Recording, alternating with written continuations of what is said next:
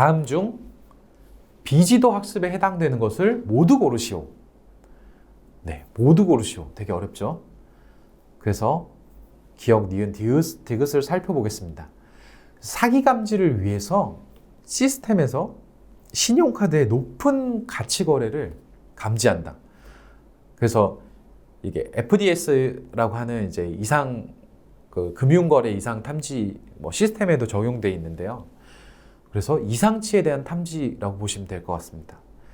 그래서 모든 사기에 대한 데이터를 레이블을 둬서 학습시키기는 매우 힘듭니다. 그렇기 때문에 레이블을 안 둔 상태에서도 우리가 분석하다 보니까 이 거래는 좀 이상한 그 범주를 너무 넘어서 하는 이상치에 대한 감지를 하는 부분이 이제 비지도 학습의 대표적인 기법으로 들어가 있습니다. 또한 기저귀를 사면 높은 확률로 맥주를 구매한다. 그래서 기저귀를 사면 이제 맥주를 구매한 거는 아까도 설명을 드렸죠.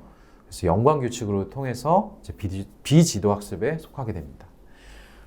또한 디귿은 집의 크기에 따른 매매 비용을 예측한다. 보시면 집의 크기는 독립변수가 되겠고요. 매매 비용은 종속변수가 됩니다. 그래서 집의 크기에 따라서 집의 크기가 25평이다 했을 때 이제 매매 비용이 기존에 이제 레이블로 2억 5천이라는 매매 비용이 있었습니다.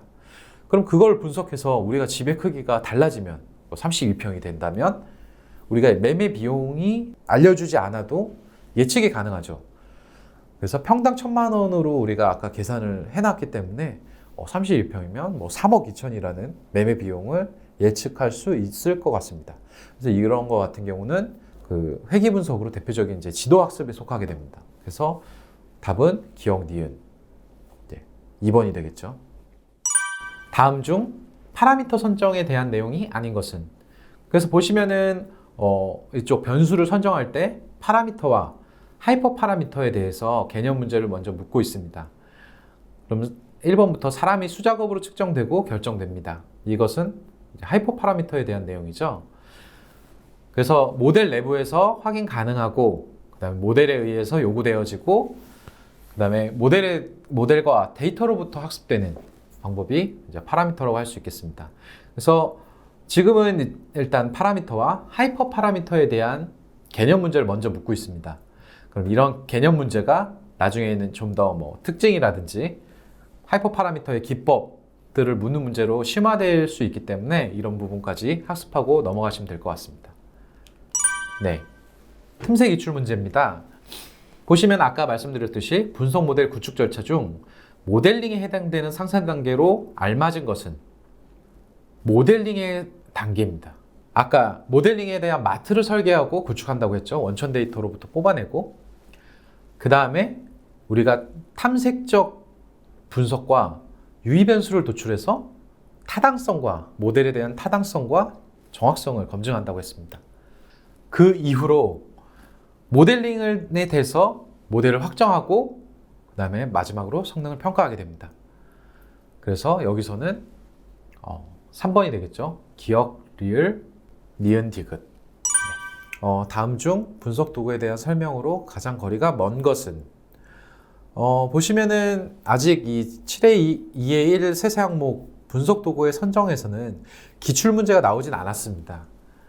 하지만 나중에도 이쪽에서 기출 문제가 나온다면 이런 대표적인 도구들에 대해서 정확히 알고 있는지, 그리고 이 대표적인 도구들이 어떤 데이터에 유리한지, 어떤 특징을 가지고 있는지, 이런 질문들이 먼저 이제 나오게 되겠죠. 그래서 읽어보시면은 R과 파이썬, SPSS 이렇게 설명이 있고요. 세스 같은 경우는 일반인이 다루기 쉽다고 되어 있는데 좀 전문가 용도로 사용할 수 있기 때문에 여기서 이제 설명 중에선 가장 거리가 멀다 라고 해서 이제 정답은 4번이 되겠습니다. 다음 중 데이터셋 분할에 대한 설명으로 틀린 것은? 보시면 트레이닝 셋은 모델을 적합하게 만들기 위해서 사용되는 데이터다. 모델을 만드는 데이터다 라고 보시면 되죠. 그 다음에 두 번째는 일반적으로 훈련 셋은 분석 데이터의 50%, 그 다음에 검증 셋은 30%, 평가 셋은 20%를 사용한다. 이게 정확히 정해져 있지는 않지만 뭐 이런 식으로 가이드라인이 되어 있는 편입니다. 그래서 50%, 30%, 20%를 사용한다. 그 다음에 밸리데이션 셋 같은 경우는 모델이 얼마나 잘 적합한지에 대해서 평가한다. 일부 모델을 미세 조정하여서 구축된 모델 중에 좋은 모델을 선택한다. 아까 과적합과 과소적합을 이제 판단해서 밸리데이션 검증해서 이제 미세 조정한다고 했죠. 네. 마지막으로 이제 테스트 셋은 반복 재사용하면 훈련 셋의 일부가 되고 모델의 과적합의 원인이 된다고 했습니다. 그래서 4번이 틀린 내용이 되겠습니다.